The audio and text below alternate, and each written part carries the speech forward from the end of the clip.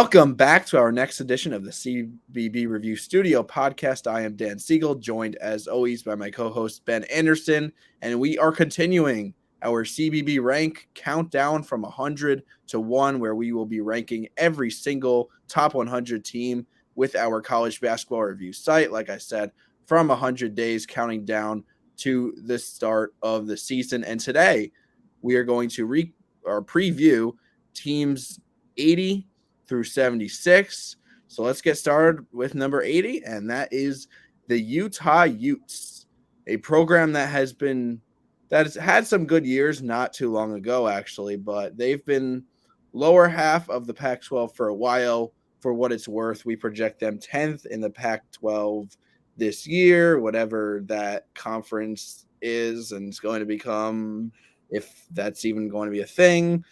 But credit where credit's due. Craig Smith jumped from 11-20 in his first year to 17-15 in year two. What are we thinking for year three for Craig Smith? So I do think that with the record of 17-15, I think actually Utah, was a little bit better than that record indicated. They have that win over Arizona. I think that they had some high highs, but also some low lows. This was the Brandon Carlson show last season. He was fantastic in the post as a 7-foot center, averaging, as you can see, 16 points, nearly 8 rebounds a game. And I just really like his game. He's versatile. He has a lot going for him. He has a high block rate as well. But the question is, what will Smith and the rest of the Utes do to surround him, right? We have Gabe Madsen. We have Raleigh Worcester, who were two really solid players coming back. But I do worry a little bit about the depth of the supporting cast here in Utah and Salt Lake City. I don't know if I worry about the depth as much. I think that Smith was able to utilize the transfer portal. I think Madsen as a 6'6" combo guard that could also shoot the rock and 11.6 points per game or so last year, that's going to be critical.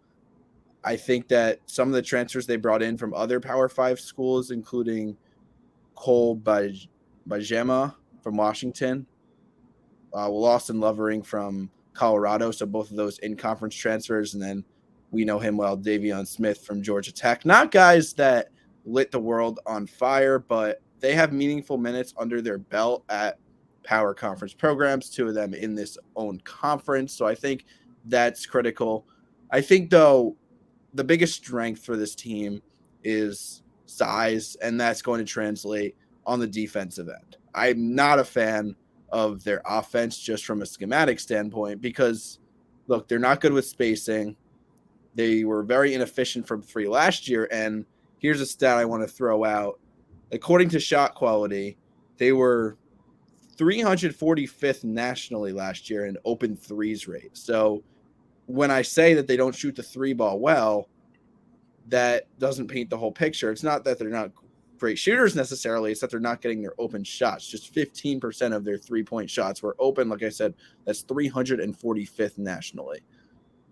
Yeah, I think that's sort of where I was going with the supporting cast. I'm not looking at this roster and being like, oh my goodness, I'm so excited they finally added shooting around Carlson, gave him a little more space to operate in the post. But I do think that Utah can be higher than 10th in the Pac-12.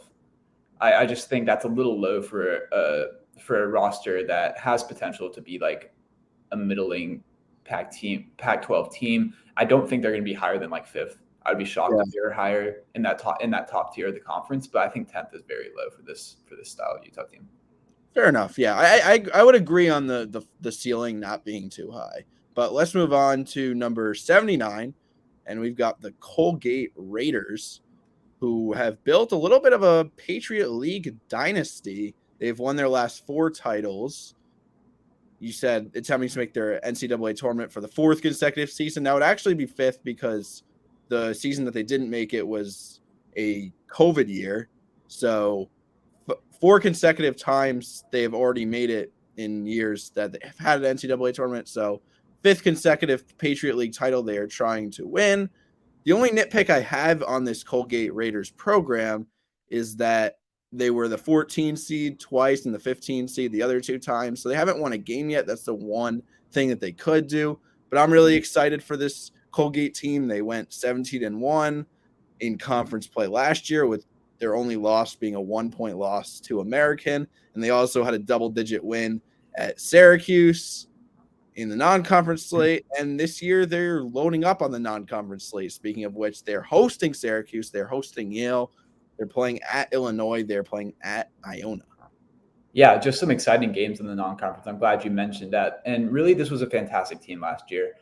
Even though they weren't able to win a game in the NCAA tournament. That should say Keegan Records, not Keenan Reynolds. That's a typo there, but he was solid, just a rock inside the paint for them. They do lose Tucker Richardson to graduation to professional opportunities, but they returned Braden Smith, who had a fantastic freshman season as a true freshman. He's a little bit of a small guard, but playing in a conference like the Patriot League, that's not necessarily the worst thing in the world. And then Ryan Moffitt, just an absolute sniper from outside the arc, as you can see, over 45% from three. We went from talking about Utah, whose main struggle was the three-point line, to Colgate, who was number one in all of Division I in three-point shooting last year. I would expect that to continue. And they do have size, which is something that's big in the Patriot League as well. 6'10" Keegan Records, and then 6'11" Jeff Woodward is coming back as well. So you have some options there. I think this is a really well-rounded team. Yeah, efficiency is definitely the name of the game with Colgate. I don't think we have emphasized enough Records and his shooting percentage at 67.5% from the field. Like that's incredible. Yeah. And yeah, I have no doubt they're going to run through the Patriot League again. However, I am not as confident as maybe some other people that they'll do much more than run through the Patriot League. I think they might go 1-3 in that non-conference slate of 4 big games that I mentioned, in Syracuse, Yale, Illinois, and Iona, maybe 2-2. But I think this is another team that's like a 14-15 seed in March, loses in the first round. Here's the reason. The rotation is kind of thin.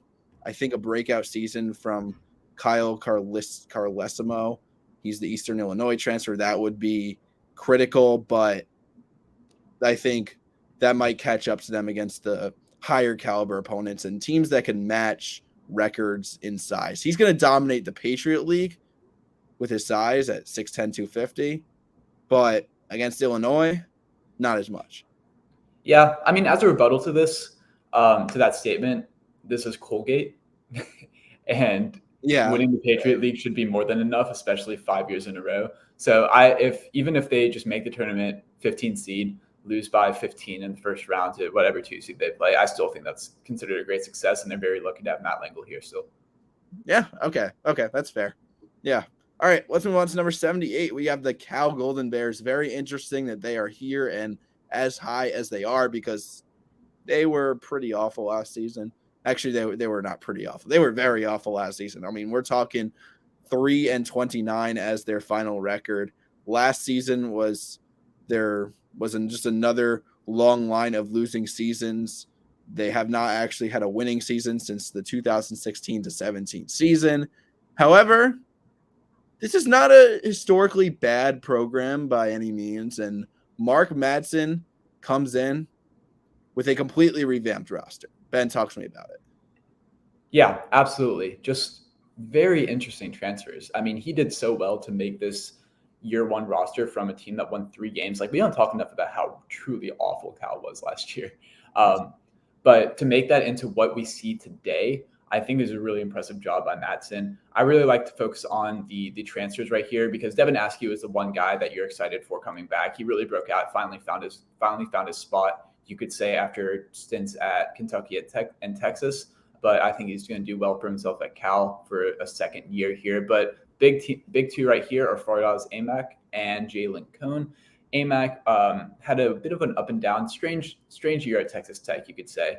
But he was dominant at Utah Valley when he was still under Mark Madsen. That's where Madsen came from. And then Jalen Cone is another transfer down from a high major program. He started his career at Virginia Tech before moving over to Northern Arizona and just torching the entire league there, 40% from 3. So this is exciting for the Golden Bears, I think, because they have a backcourt duo in Askew and Cone that can really do a lot of damage. And then Aimaq, and then we have like a player like Jalen Tyson at the wing position. Another two-time transfer, but he really has shown a lot of potential lately, and I think that he'll do a lot of good for those in Berkeley. I'm actually really interested, yes, obviously in the transfers and how it all pieces together, and that will be kind of the measure of how well this team does this year. But I'm interested actually in Devin Askew because he averaged 15.5 points per game last year, but it's a very interesting 15.5 because somebody had to take all the shots for Cal. They only won 3 games last year. So is it a true 15 and a half? I want to say, because now there's a lot more people to be taking the shots. And I think he might turn into more of like a playmaking point guard, somebody that could dish the rock. And I think his point numbers might go down to like 10 to 12 range. Maybe. I think assist numbers will skyrocket though. Yeah, I'm glad you brought that up because I don't necessarily think Devin Askew needs to replicate 15 and a half points a game for Cal to be a good team, or at least a lot better than they were last year, right? Because if you have all of a sudden all of those offensive pieces around you that are able to create themselves, or Askew creates for them, like you said, Cal may be the most interesting team we've talked about in the entire top 100 so far, I think. I agree. I personally, I don't see them as a tournament team yet. I mean, we as a site would agree with that. They're 78, that it's not close to an at-large bid, but I wouldn't be surprised to see them get off to a hot start, maybe some excitement around the program. I also wouldn't be surprised, we're talking about the Pac-12, which right now in its existence with the team that it has some good teams at the top, but this is like a high ceiling team. Like, what if they make a run in the Pac-12 tournament? I wouldn't be surprised. But what are your thoughts on the postseason outlook of Cal at this point in August?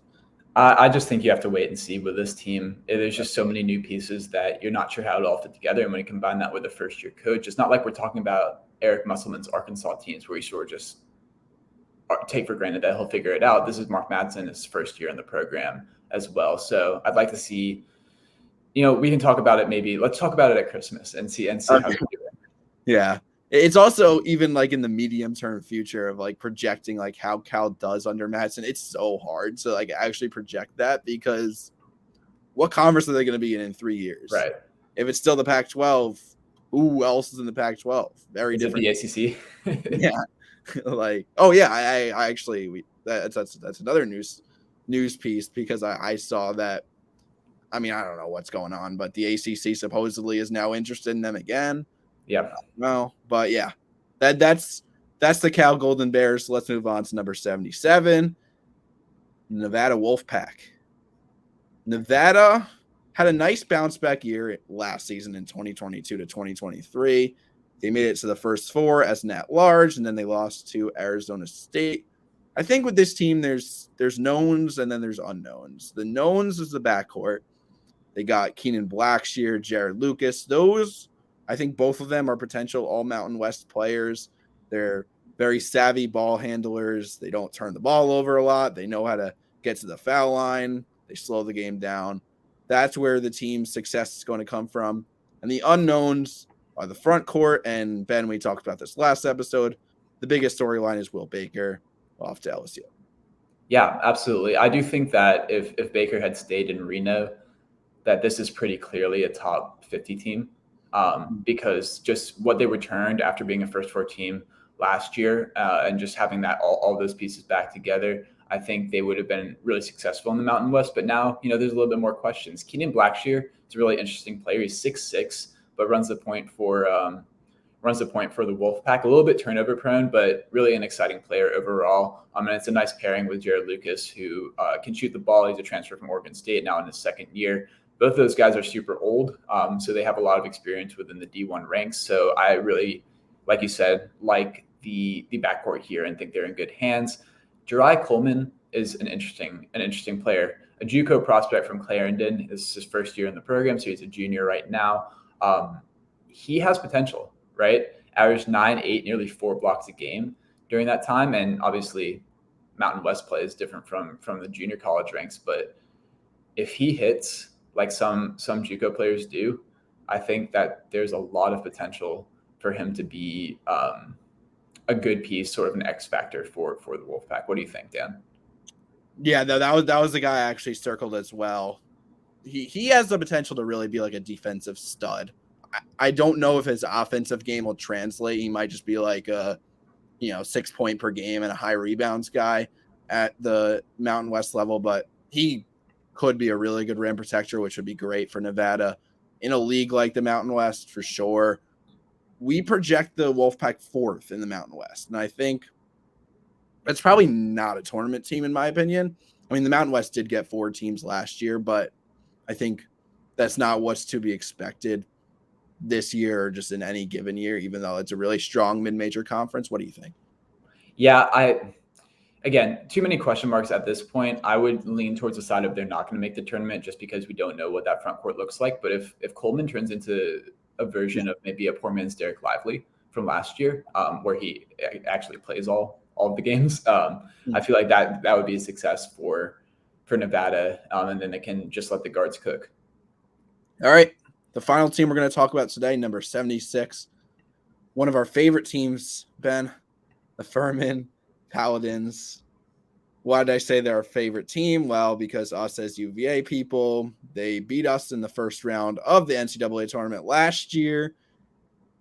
Of course, there's the infamous Kihei Clark just chucking the ball randomly down the court, and then the ball ending up in the hands of JP Peggy, who made a dagger of a 3-pointer to defeat UVA. Well, they returned JP Peggy. He was a 12-point per game scorer, and despite the fact that they do not return their big two in Mike Bothwell and Jalen Slauson, Peggy could take a big step up. And this is not a team that's riddled with double-digit scorers, but there are some breakout candidates for sure. They are consistent as a program. Ben, what do you think? Yeah, first of all, congratulations to Bob Ritchie and Furman for finally breaking the streak last year. Hadn't made a tournament since 1980, and with the amount of coaches that have come through that town, with like for Ritchie and Nico Medved among others, right? There's a lot of talent. It's surprising that the streak has lasted so long. Unfortunately, it happened to us, so I can only be so congratulatory. But I think that I would really like to see someone step up. It could be Peggy. It could be Marcus Foster. I don't think it's going to be Garrett Heen, but I could be proven wrong. But I'm just not seeing that number one option like they've had in Mike Bothwell or Jalen Slauson, right? They really had two guys that could go off on any given night. I think they'll really be solid. They're going to have a super high floor given the amount that they return, but I just don't know if they have that NCAA tournament gear where they have a guy that can take them through the SoCon tournament and see what that looks like. One option maybe could be PJ Smith, who is a D2 transfer from Lee University. He put up really good numbers there, so nearly 16 points a game. But again, you never know how D2 talent is going to transfer to the D1 level. But I would really love to see one guy break out, and it could be Peggy, but I'm just not sure yet. I like Peggy. You mentioned a bunch of people. I think the sophomore Ben Vanderwall at power forward. He's another guy that could break out. He had a real solid freshman season. Had a few games where he really showcased himself. So that's one. But just under Ritchie, they have won 23, 25, 25. We'll skip the COVID year, 22 and 28 games in his tenure. So I think it's safe to say they do have things under control. There is a reason we have them 76. I see the Paladins as definite SoCon favorites, at least in the regular season. But this conference is also no slouch. I mean, you have UNC Greensboro. I've seen a lot of mid-major reporters talking them up a lot. Samford is another team that is liked by the analytics. So there's going to be some competition atop the SoCon. But I could see them totally making the tournament again by winning the SoCon. And I would honestly, like the site has, I would have them as my favorite team in the Southern Conference. Yeah, I think I would as well. And even for a team that's definitely not as good at this point as last year's team, I think we can both agree to that. There is no top dog in the SoCon this year, as there have been in years past, where it's just like a clear top 60, top 80 type team. there are like 5 different teams that could potentially make that run, but no one's truly standing out yet. And I think that bodes well for Furman, especially with players that have now experience in the tournament, experience in the SoCon tournament, and I think that will bode well for them. All right, well, that will do it for today's edition of the CBB Review Studio podcast. We are continuing our countdown. We'll go 75 to 71 in 5 days. So appreciate you guys listening. Once again, I'm going to say it. Please subscribe to our channel if you have not already. If you have found us on Apple Podcasts, if you have found us on Spotify, if you have found us on YouTube, we would appreciate that a lot. Thank you so much for watching and listening, and take care.